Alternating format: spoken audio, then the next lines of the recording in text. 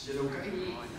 1, 2, 3. Sonde, mensen, vergeet van God.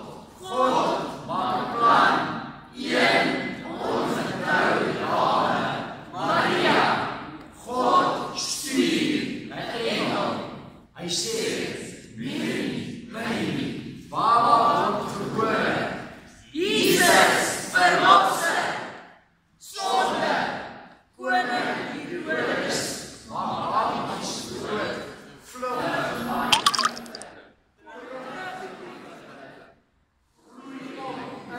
Nazareth, 30 jaar oud, roep 12 discipels.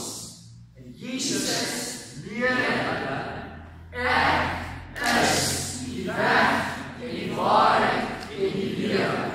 Niemand kom na die Vader toe, behalwe deur my nie.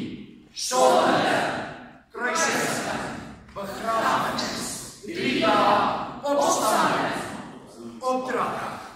Aan my is gegee alle mag in die hemel en op die aarde. Gaan dan na die nasies. Leer hulle. En onthou, ek is by julle. Hemelvader, sit aan die regterkant van die Vader. Storie tot sover vertel in Matteus, Markus, Lukas, Johannes. Discipels waar.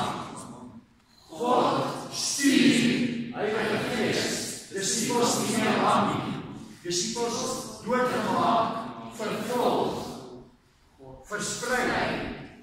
God maak 'n plan. Een man, Paulus, maak self Christene dood. Vervolg Christene. Kom tot bekering. Doen opdrag. Gaan dan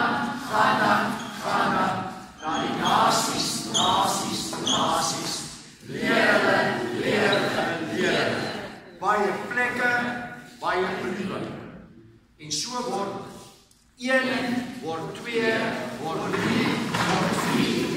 En hier is ons. En dit is die storie van die Nuwe Testament.